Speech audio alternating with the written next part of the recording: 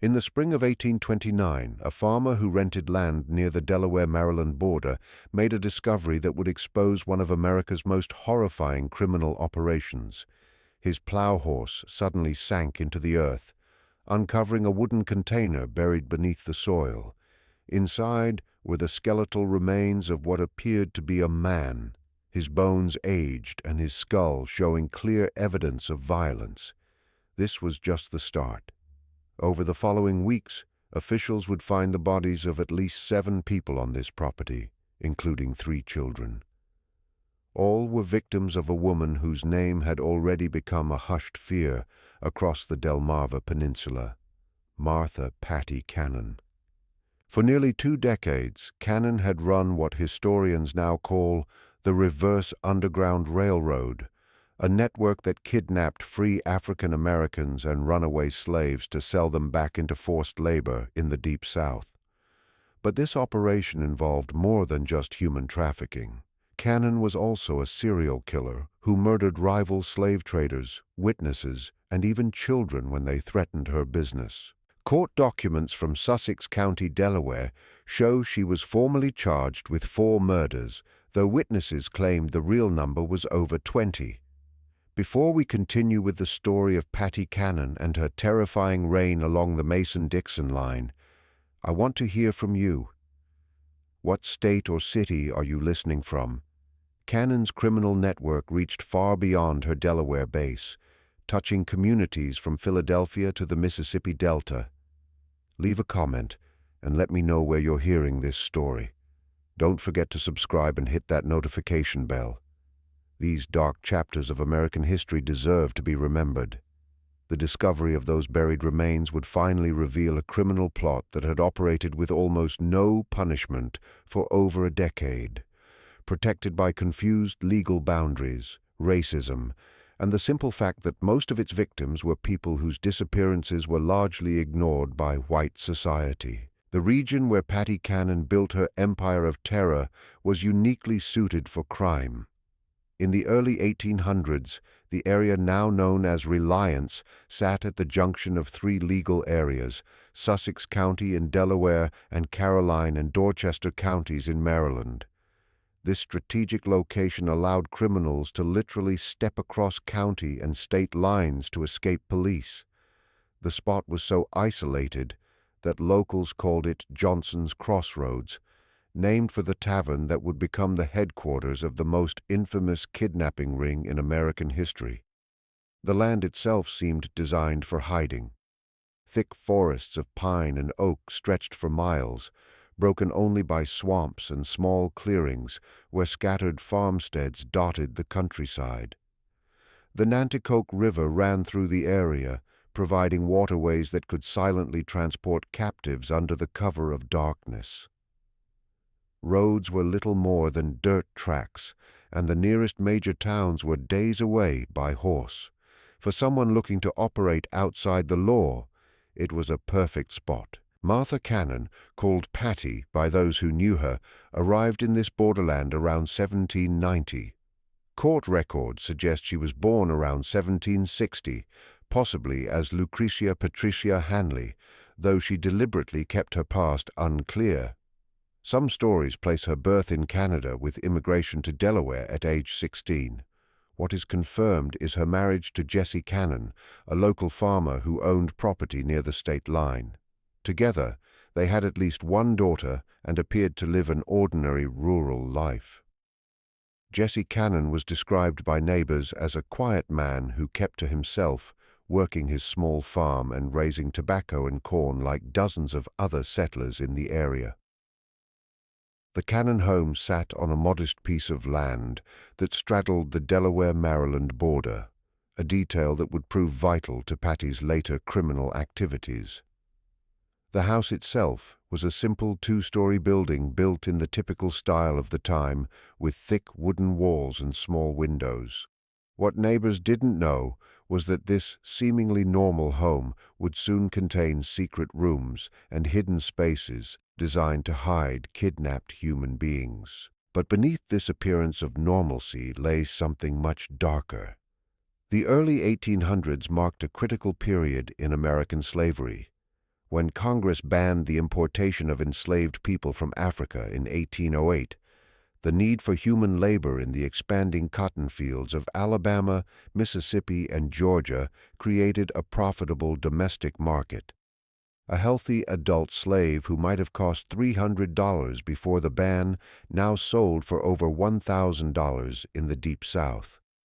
This price increase created strong reasons for criminals willing to profit from human suffering. The economic change in the South following the invention of the cotton gin had created an endless demand for enslaved labor. Cotton production was expanding rapidly across the Gulf Coast states, and planters were willing to pay high prices for workers. The legal ban on importing slaves from Africa meant that the only source of new enslaved people was the domestic population, either through natural birth increase or through the capture and re-enslavement of free African Americans. The Delmarva Peninsula was especially vulnerable to these predators. After the Revolutionary War, many enslaved people had been freed by their owners, either through gradual emancipation laws or individual manumission acts. Maryland and Delaware had large populations of free African Americans who worked as laborers, craftsmen, and small farmers. These communities, while legally free, lived in constant fear. They had no powerful defenders, limited legal options, and their disappearances often went unreported or uninvestigated by white authorities who viewed them as less than fully human. The legal standing of free African Americans in the early 1800s was unstable at best. While they were not enslaved, they possessed few of the rights enjoyed by white citizens. They could not vote, serve on juries, or testify against white defendants in most courts. Their freedom could be questioned at any time, and they were required to carry documents proving their status. For criminals like Patty Cannon, these legal weaknesses created opportunities for exploitation. Into this environment stepped Patty Cannon, a woman who would prove that evil has no gender boundaries. Accounts from the time describe her as a large, physically imposing woman with unusual strength for a woman.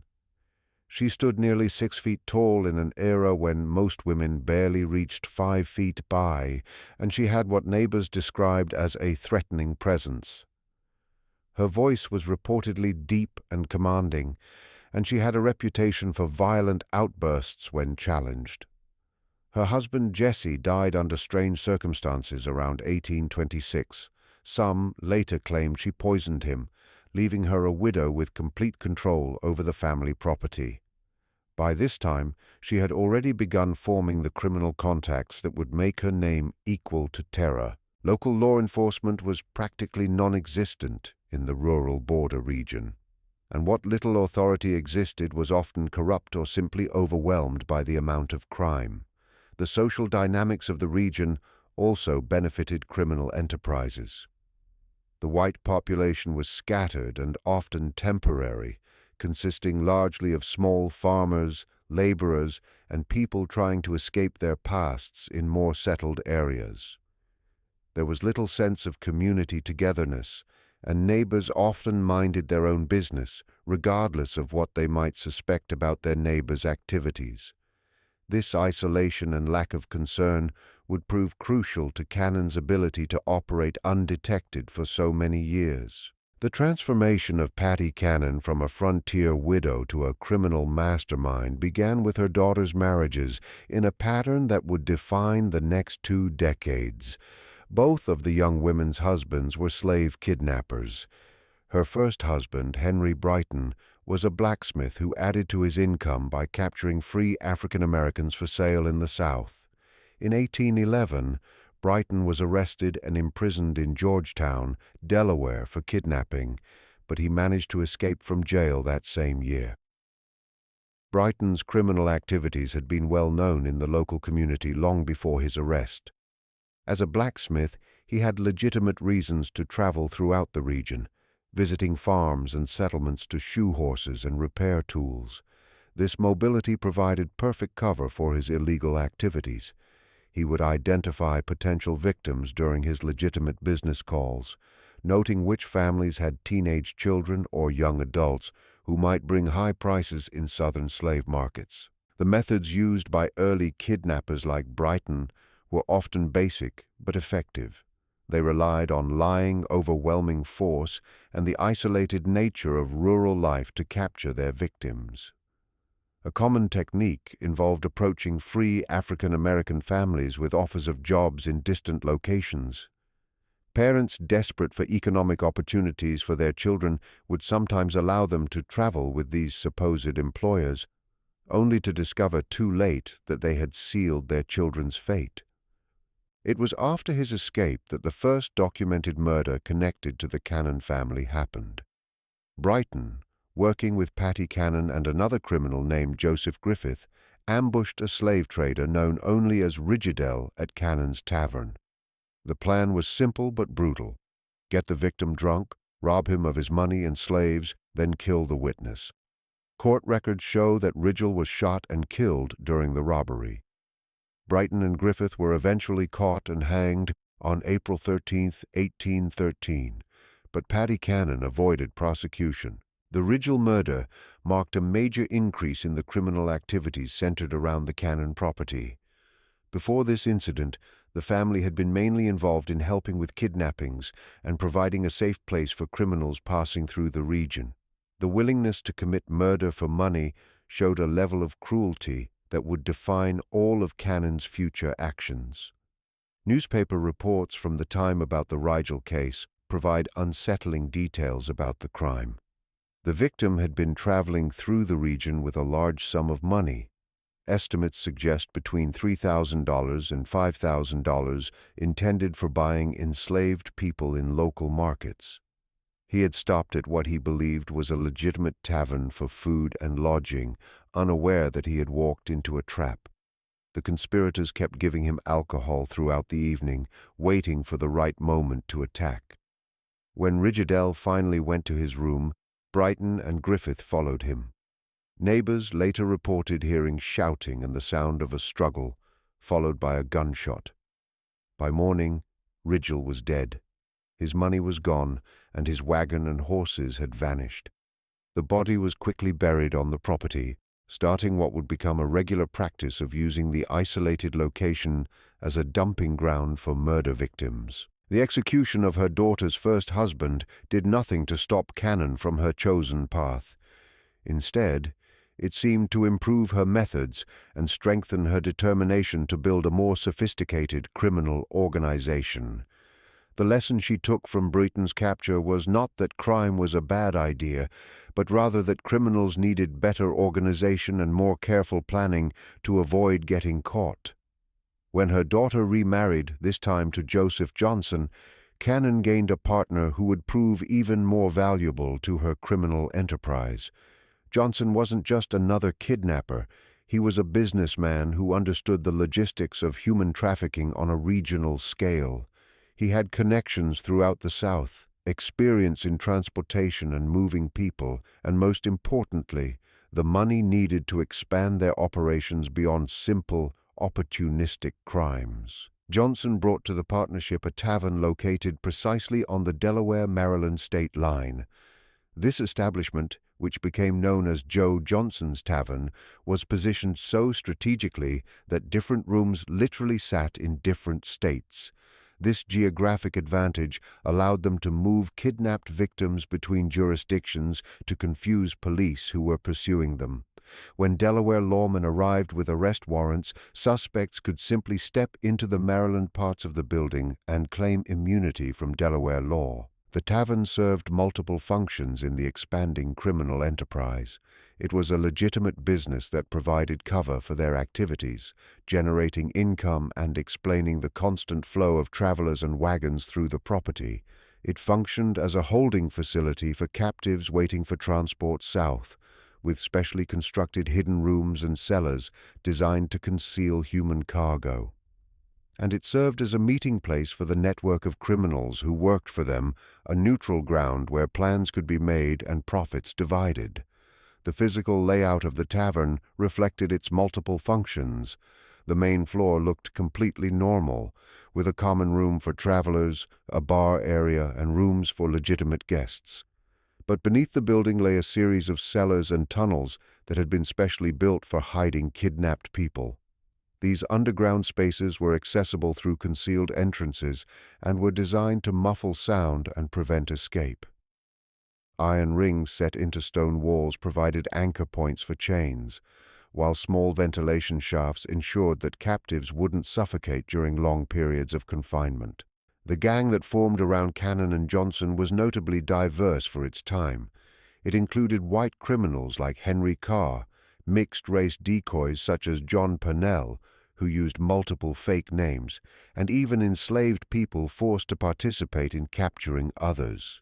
This multiracial composition was strategic. African American gang members could approach potential victims without immediately raising suspicion, while white members handled negotiations with buyers in the Deep South.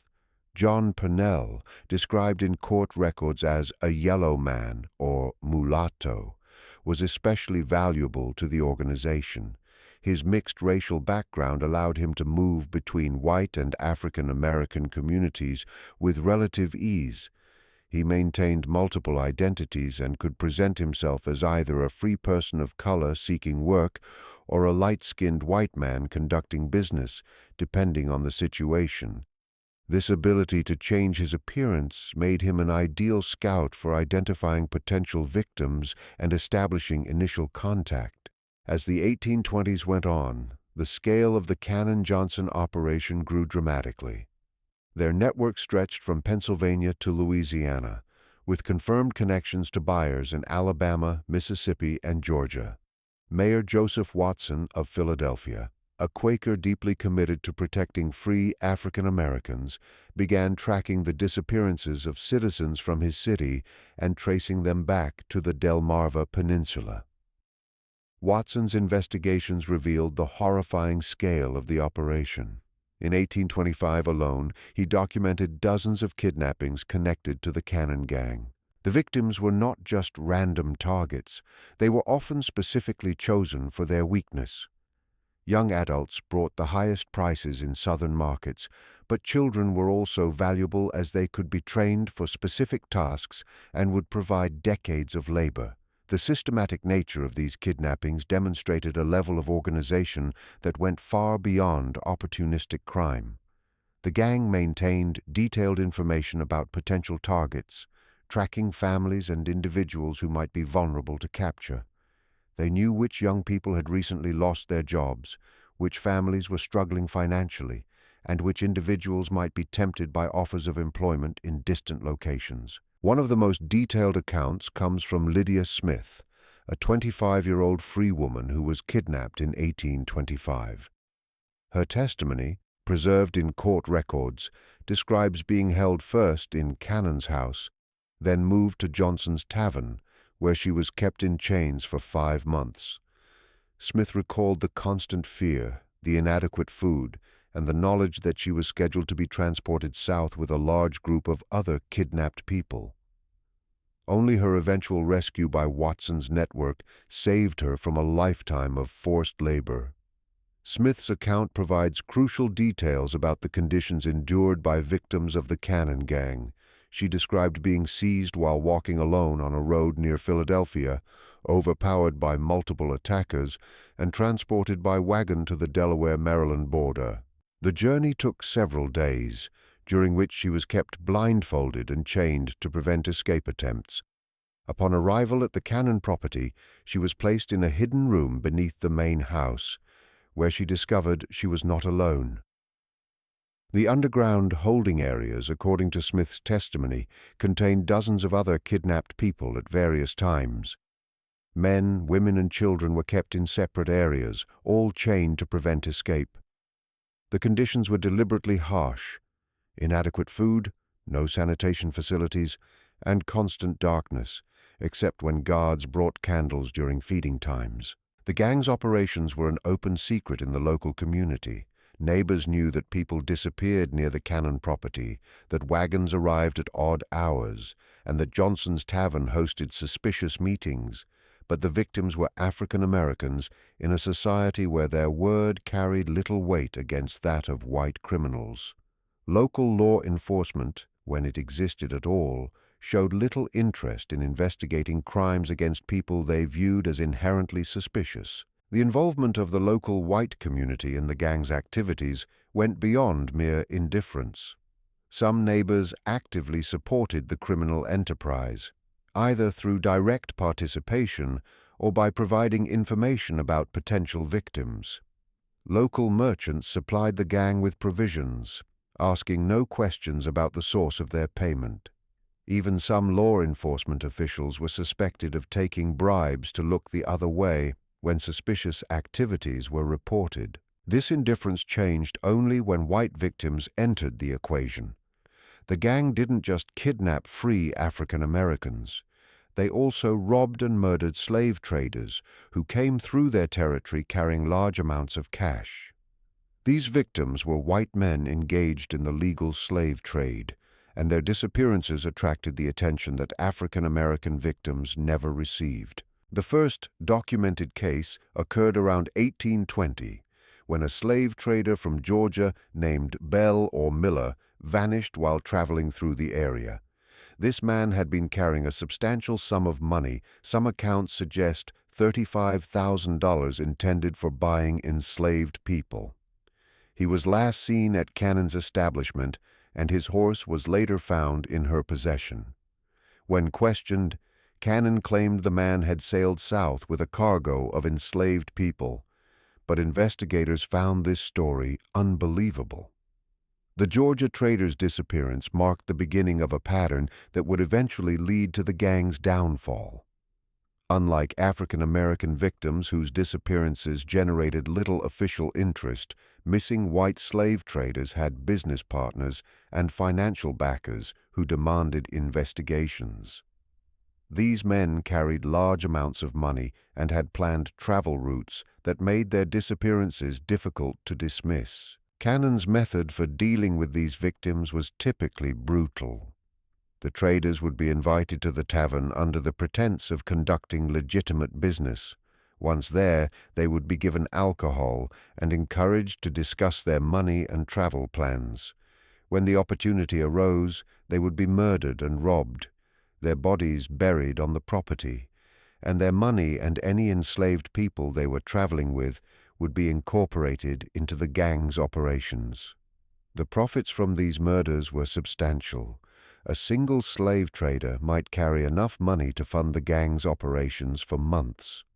The enslaved people they were transporting could be sold through the gang's southern networks, generating additional income.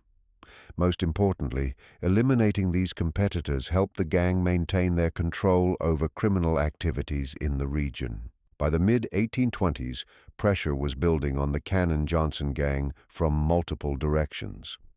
Mayor Watson of Philadelphia had begun offering substantial rewards for information leading to arrests, and Governor John Andrew Schultzer of Pennsylvania was working with officials in southern states to track kidnapped citizens. Their investigations were revealing not just individual crimes, but a systematic network that had been operating for over a decade. The reward offered by Watson, $500 for information leading to arrests, represented a significant sum for the period, equal to several months' wages for most working people. This financial incentive began to loosen tongues in communities that had previously remained silent about the gang's activities. Former associates, unhappy gang members, and even some victims who had managed to escape began providing information to authorities. The gang's response to this pressure was typically violent. Rather than scaling back their operations, they began eliminating potential witnesses more aggressively. This decision would ultimately prove to be their downfall, as it expanded their list of victims to include people whose disappearances could not be ignored. The increase in violence during this period reflected Patty Cannon's increasingly paranoid state of mind. She had built a criminal empire that generated enormous profits.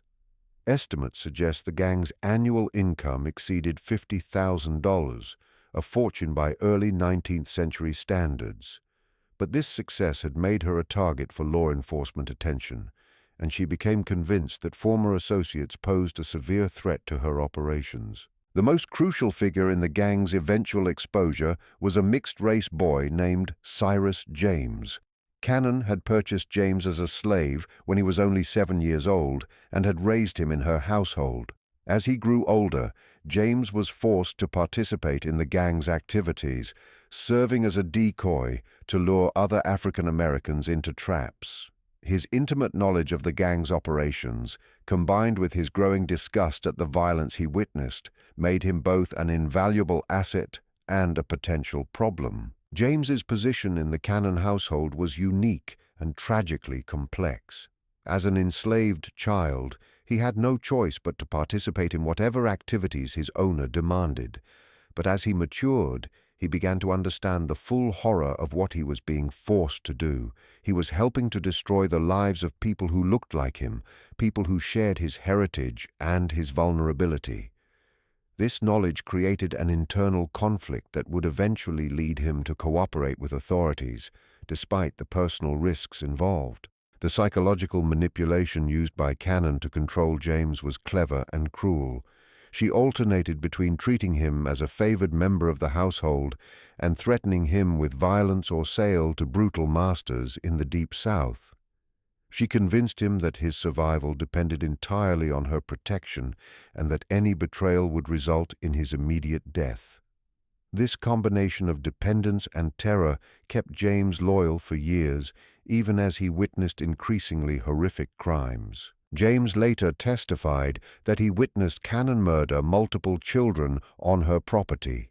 In one particularly horrific account, he described seeing Cannon take a wounded African-American child, not yet dead, from the house in her apron, only for the child to never return. James knew where the bodies were buried because he had been forced to help dispose of them. The murders James witnessed were not random acts of violence, but calculated decisions based on Cannon's assessment of risk and profit. Children who became sick or injured were killed rather than treated, as medical care would have been expensive and would have attracted unwanted attention. Young people who proved difficult to control or who kept insisting on their free status were eliminated as potential sources of trouble. Even infants born to kidnapped women were sometimes killed if Cannon determined they would be more trouble than they were worth. The gang's end began with their treatment of rival slave traders. Competition in the illegal human trafficking trade was fierce, and Cannon's gang had developed a reputation for murdering competitors to steal their money and their human cargo. This practice accelerated as legitimate law enforcement pressure increased. Dead slave traders couldn't testify about their experiences with the gang. The decision to increase their violence against white victims reflected both Cannon's growing desperation and her fundamental mistake about the consequences of such actions. She had operated for so long without punishment that she believed herself untouchable. The murder of African Americans had generated no serious law enforcement response, so she assumed that the same would be true for white victims. This assumption would prove fatal to her criminal enterprise. In early 1829, the bodies began to surface. A tenant farmer working land owned by Cannon was plowing a low-lying area that had recently been cleared of brush when his horse stumbled into what proved to be a grave. Inside a wooden chest, he discovered human bones that authorities determined belonged to the missing Georgia slave trader from nearly a decade earlier. This discovery triggered a systematic search of the property that would uncover multiple burial sites. The farmer who made the initial discovery was working land that Cannon had rented out for additional income. The area had previously been unused because it was prone to flooding, but recent dry weather had made it suitable for cultivation. When the farmer's plow horse suddenly sank into the ground, he initially assumed he had encountered a natural dip or perhaps an old well. It was only when he began digging to free his horse that he realized he had stumbled upon something far more sinister. The wooden chest containing the bones was remarkably well preserved, suggesting it had been buried relatively recently, despite containing decade-old remains. The chest itself appeared to have been specifically built for the purpose of concealing a body, with dimensions that precisely accommodated a human form. This level of preparation indicated that the burial was not a hasty attempt to conceal a crime, but rather part of a systematic approach to body disposal that had been refined over years of practice. The discovery of the first body in early 1829 set in motion a chain of events that would finally bring Patty Cannon's criminal empire to an end. Delaware authorities, working with their counterparts in Maryland, obtained search warrants and began a comprehensive investigation of all properties connected to the Cannon-Johnson gang. What they found exceeded their worst expectations. The investigation was led by Sheriff Joseph Houston of Sussex County, Delaware, working in coordination with Maryland authorities and representatives from the Pennsylvania Governor's Office. This multi-jurisdictional approach was unheard of for the time period and reflected the growing recognition that the Cannon gang's activities crossed state boundaries and required a coordinated law enforcement response. The search warrants obtained by authorities were remarkably broad, allowing them to dig up any areas of the Cannon properties where bodies might be hidden. This legal authority was crucial as it provided protection for investigators who might otherwise have been accused of trespassing or illegal search and seizure. The warrants also specified that any evidence discovered could be used in prosecutions across multiple jurisdictions, helping to close the legal loopholes that the gang had exploited for years. On April 3, 1829, Cyrus James was captured in Delaware. The circumstances of his arrest remain somewhat unclear, but court records suggest he was attempting to flee the region when he was apprehended. Faced with overwhelming evidence and the prospect of execution, the young man, who had been forced into a life of crime as a child, made a fateful decision. He would cooperate with authorities and reveal everything he knew about Patty Cannon's operations. The decision to cooperate was not made lightly by James.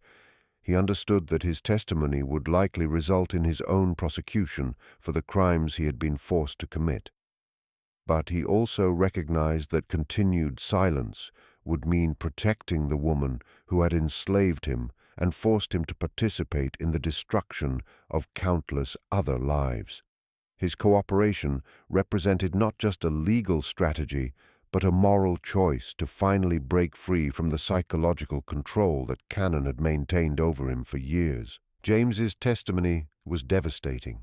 Speaking to a justice of the peace in Seaford, Delaware, he provided detailed accounts of murders spanning nearly a decade. He told investigators that Joseph Johnson, his brother Ebenezer Johnson, and Patty Cannon had shot the Georgia slave trader while he was eating supper at Cannon's house. He had watched them carry the body to a wooden chest and bury it on the property. But this was just the beginning of his revelations. The level of detail in James's testimony was extraordinary and provided investigators with their first comprehensive understanding of the gang's operations. He was able to describe not just individual crimes, but the systematic methods employed by the gang over many years. He knew the locations of burial sites, the identities of other gang members, the routes used to transport kidnapped people, and the networks of buyers and sellers that stretched across multiple states. Following James's directions, authorities began digging up the Cannon property systematically. In a garden area, they found the body of a young mixed-race child. According to James's testimony, this child had been enslaved by Cannon along with his mother. Cannon had killed the child because she suspected the father was white, possibly a member of her own family. The article preserving this testimony contains no information about the fate of the child's mother, leaving open the horrifying possibility that she too was murdered. The discovery of the child's body was particularly disturbing to investigators because it demonstrated the extent of Cannon's callousness. This was not a victim of kidnapping or a rival criminal. This was a child who had been born into Cannon's household and lived under her control. The murder appeared to have been motivated purely by Cannon's racist paranoia and her fear that a mixed-race child might somehow threaten her operations. Additional excavations revealed 2 wooden boxes, each containing human bones. James identified one set of remains as belonging to another child he had seen Cannon beat to death with a piece of wood. The third set belonged to an adult whom James described as someone they considered had property, meaning the gang believed this person was free and might have resources worth stealing. The systematic nature of these murders painted a picture of Cannon as something beyond a simple criminal. She was a serial killer who had been operating without punishment for years, protected by the isolation of her location, the indifference of local authorities to crimes against African Americans, and a network of co-conspirators who shared in her profits. The physical evidence discovered during the excavations backed up James's testimony in remarkable detail. The wooden boxes used to contain bodies were of similar construction, suggesting they had been specifically manufactured for the purpose of concealing murder victims. The locations of the graves followed a pattern that indicated systematic planning rather than random burial. Most disturbing, the condition of the remains suggested that some victims had been buried while still alive. As news of the discovery spread, other witnesses began coming forward. People who had lived in fear of Cannon for years suddenly found the courage to speak. Their testimonies revealed additional victims and provided details about the gang's methods that supported James's account. Among these new witnesses was Thomas Freeman, a free African-American who had been approached by gang members in 1827 but had managed to escape. Freeman testified that he had been offered work in Georgia and had been traveling toward the Cannon property when he became suspicious of his escort's behavior. He managed to slip away during a rest stop and spent several days hiding in the woods before making his way back to Philadelphia. Freeman's testimony was significant because it provided insight into the gang's recruitment methods. He described how the initial approach had seemed completely legitimate. He had been struggling to find work in Philadelphia when a well-dressed man approached him with an offer of employment on a Georgia plantation. The wages offered were generous, and transportation was to be provided free of charge. It was only during the journey that Freeman began to notice inconsistencies in his escort's stories and became suspicious of their true intentions. The scope of the investigation expanded beyond Delaware. Authorities in Maryland began examining properties owned by gang members, while officials in Pennsylvania coordinated efforts to document the full extent of the kidnapping network. Just when we thought we'd seen it all, the horror in Sussex County intensifies. If this story is giving you chills, share this video with a friend who loves dark mysteries. Hit that like button to support our content, and don't forget to subscribe to never miss stories like this. Let's discover together what happens next in the final chapter of Patty Cannon's Reign of Terror. The coordination between different jurisdictions represented a new approach to law enforcement that would later become standard practice. For the first time, authorities were treating the Cannon gang as what it truly was: an interstate criminal conspiracy that required a federal-level response. This recognition led to the involvement of officials from Washington, D.C., and marked the beginning of what would eventually become coordinated federal law enforcement efforts against organized crime. On April 13, 1829, a grand jury of 24 white men in Delaware handed down formal charges against Martha Patty Cannon on 4 counts of murder. The charges were signed by James Rogers, the Attorney General of Delaware, and represented the first time any member of the notorious gang had faced serious legal consequences for their crimes against African Americans. The composition of the grand jury itself was significant for the period. All 24 members were white males, as required by Delaware law, but they represented a cross-section of the state's population, including farmers, merchants, and professionals. The fact that this jury was willing to indict a white woman for the murder of African Americans marked a notable shift in legal attitudes, driven largely by the overwhelming evidence presented and the interstate nature of the crimes. The charges were remarkably specific for the era.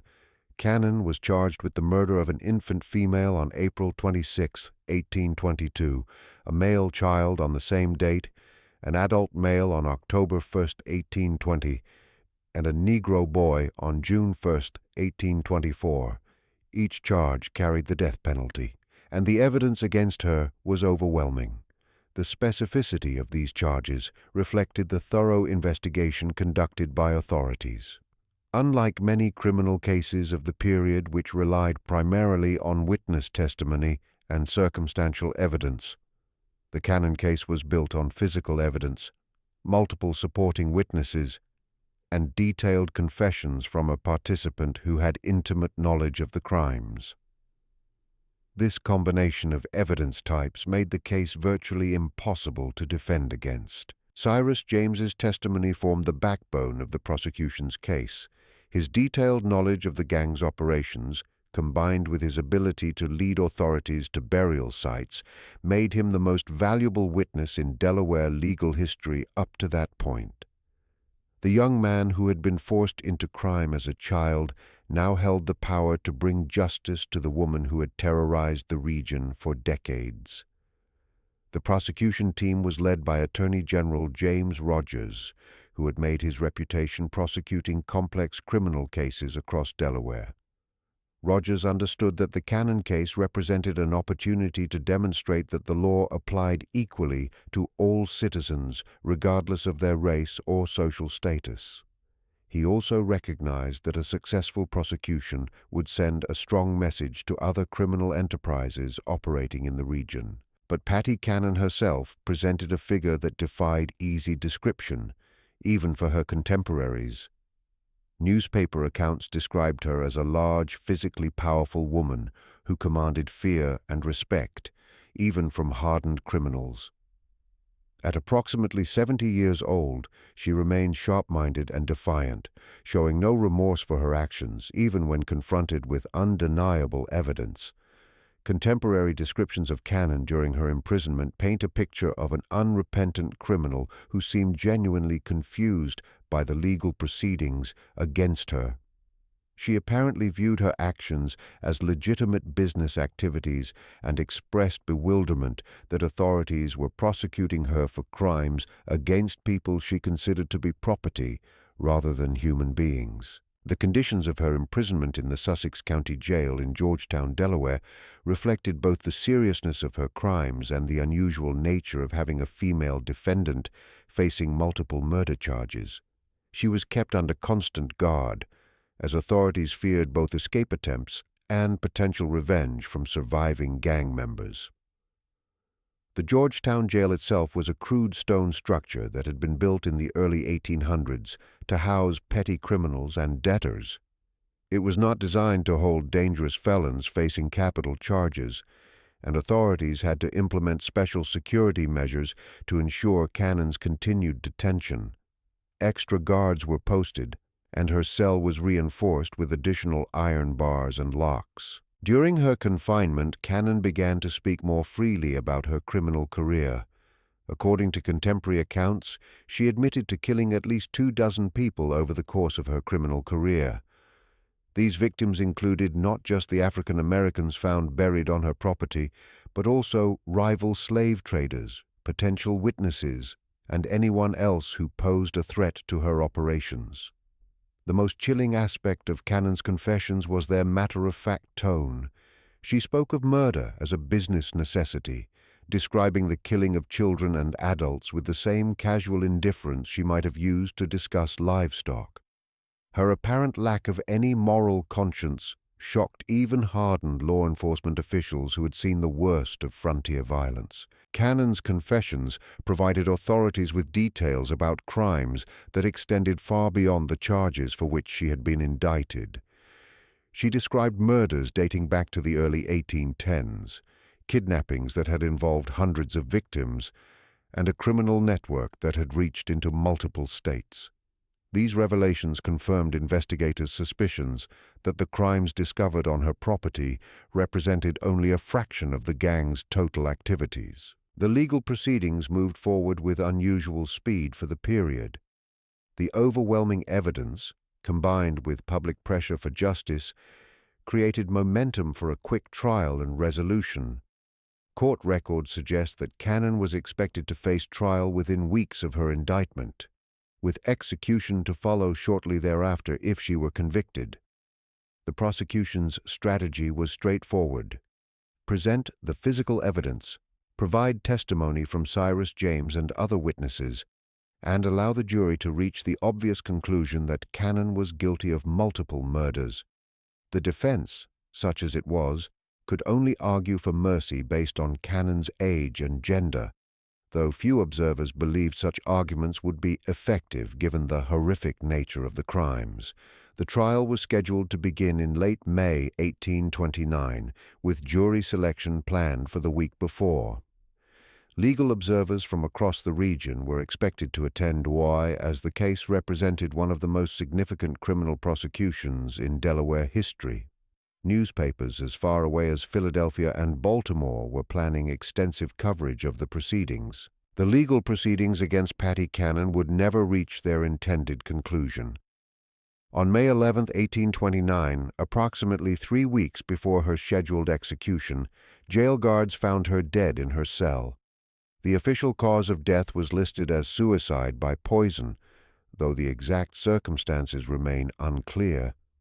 Some accounts suggest she had been smuggled arsenic by supporters, while others propose she had been saving medication for weeks. The discovery of Cannon's body sent shockwaves through the Georgetown jail and the broader community.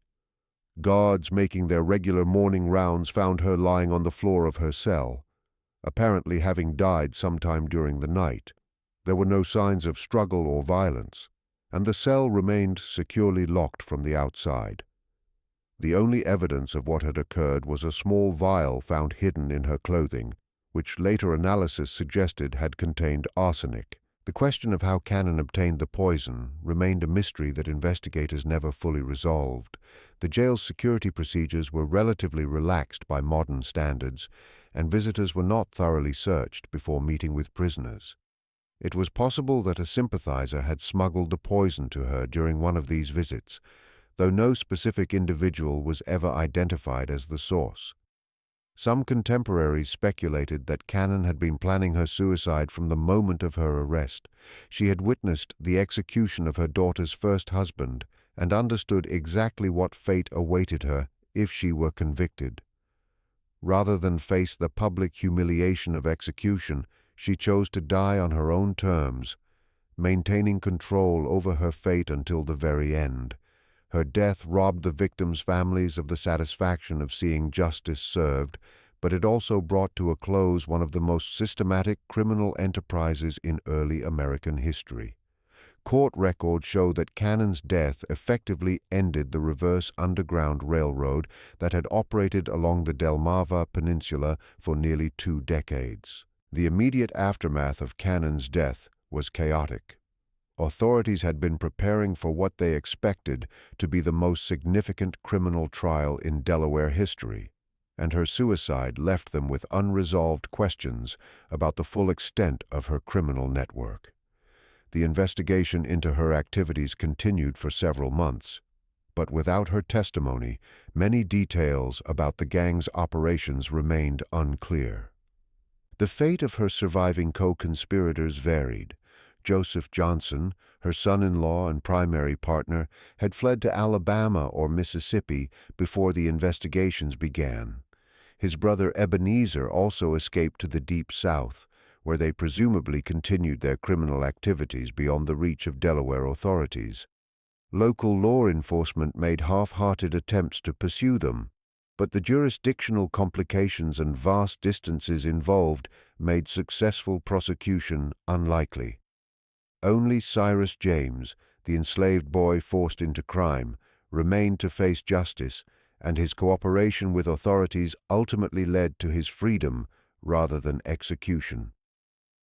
The Delaware courts Recognizing that James had been forced into participating in the gang's activities and that his testimony had been crucial to uncovering the crimes, granted him his freedom and provided him with protection from retaliation. James's fate after the trial represented one of the few positive outcomes from the entire tragic episode. He was relocated to Pennsylvania, where abolitionists helped him establish a new identity and begin a legitimate life. Some accounts suggest he later became active in the Underground Railroad, using his knowledge of criminal networks to help legitimate efforts to assist escaped slaves. The investigation revealed that the Cannon-Johnson gang had been responsible for the kidnapping of hundreds of free African Americans over the course of their operations. While exact numbers remain disputed, conservative estimates suggest they trafficked between 500 and 1,000 people into slavery in the Deep South. The economic value of these crimes, measured in the prices slaves commanded in Southern markets, represented millions of dollars in today's currency. The human cost of these crimes extended far beyond simple statistics. Each kidnapping represented the destruction of a family, the theft of a life, and the perpetuation of a system that treated human beings as property. Many victims were never recovered, living out their lives in forced labor hundreds of miles from their homes. Children were separated from parents, spouses from each other, and entire communities lived in fear of similar attacks. The geographic scope of the gang's activities was equally staggering. Evidence collected during the investigation showed connections to criminal networks operating from New York to Louisiana. The Cannon gang had been part of a larger system of illegal human trafficking that exploited the jurisdictional confusion and limited law enforcement capabilities of the early 19th century. Patty Cannon's body was initially buried in the graveyard of the Georgetown jail where she died. The burial was conducted without ceremony, reflecting the community's desire to forget the horrors associated with her name. When that land was later developed into a parking lot in the 20th century, her remains were moved to a potter's field near the new prison. In a strange twist that reflects the sensationalist attitude toward her crimes, her skull was separated from the rest of her remains and put on display in various venues over the years. As recently as 1961, it was on loan to the Dover Public Library, serving as a morbid reminder of one of Delaware's darkest chapters. This treatment of her remains, while disturbing by modern standards, reflected the public's continued fascination with her crimes and their desire to remember the horrors she had perpetrated. The legacy of Patty Cannon extends far beyond her individual crimes. Her story illustrates the systematic violence that underpinned American slavery, the vulnerability of free African Americans in the antebellum period, and the ways that geographic and legal loopholes could be exploited by sophisticated criminals. The reverse Underground Railroad she operated represented the dark mirror image of the networks that helped enslaved people escape to freedom, a reminder that for every story of liberation there were countless others of re-enslavement and death. Modern historians continue to study the Cannon case as an example of how criminal enterprises could flourish in the gaps between legal jurisdictions. Her ability to operate for nearly 2 decades despite the knowledge of local communities demonstrates the combination of racism, legal limitations, and economic incentives that allowed such horrors to continue. The case also highlighted the limitations of early 19th century law enforcement, the lack of coordination between different jurisdictions, the absence of professional police forces, and the limited communication capabilities of the period, all contributed to the gang's ability to operate without punishment. These lessons would later inform efforts to develop more effective law enforcement strategies for dealing with interstate crime. The impact on the local community was profound and lasting. The area around Johnson's Crossroads never fully recovered from its association with the Cannon gang. The name was eventually changed to Reliance in an effort to escape the infamy, but the stigma persisted for generations. Property values in the area remained depressed for decades, and many families chose to move rather than remain in a place associated with such horrors. The Cannon case also had broader implications for American society's understanding of race and crime.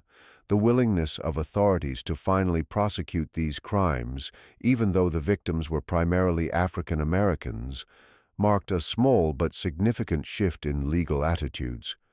While this change was limited and temporary, it represented a recognition that all people, regardless of race, deserved legal protection. The documentation and investigation of Cannon's crimes also contributed to the growing abolitionist movement. The systematic nature of the kidnapping network and the ease with which free African Americans could be reduced to slavery provided powerful evidence for abolitionists arguing that the entire system of slavery was inherently corrupt and dangerous. In the decades following Cannon's death, her story became part of regional folklore, though the details were often twisted or sensationalized. Numerous books, pamphlets, and newspaper articles recounted her crimes, though many mixed fact with fiction in ways that made it difficult to separate historical truth from legend. The most famous of these was George Alfred Townsend's novel, The Entailed Hat, published in 1884, which used Cannon's story as the basis for a dramatic tale of frontier crime. The site of the original Cannon house remained a source of morbid fascination for decades. Visitors would travel to the remote location to see where the crimes had occurred, and local residents developed a small business providing tours and selling souvenirs. The original house was finally torn down in 1948, but the site continued to attract curiosity seekers well into the modern era. This mystery shows us how easily society can ignore systematic violence when the victims are perceived as less than fully human. The indifference that allowed Patty Cannon to operate for decades was finally overcome only when her crimes expanded to include white victims whose disappearances could not be ignored.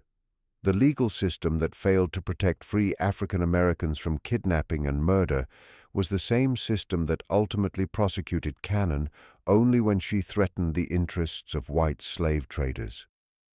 The Cannon case serves as a stark reminder of the human capacity for evil and the importance of vigilant law enforcement and community responsibility. It demonstrates how criminal enterprises can flourish in environments where society fails to protect its most vulnerable members. Most importantly, it preserves the memory of hundreds of victims whose names are largely forgotten, but whose suffering should never be minimized or ignored. What do you think of this story? Do you believe everything was revealed about the full scope of her criminal network?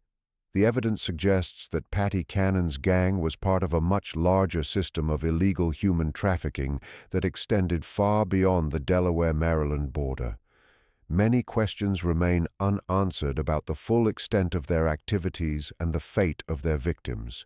Leave your comment below and share your thoughts about this dark chapter in American history. If you enjoyed this tale and want more horror stories from America's hidden past, subscribe, hit the notification bell, and share with someone who loves mysteries from our nation's forgotten crimes. See you in the next video, where we'll explore another terrifying true story from the shadows of American history.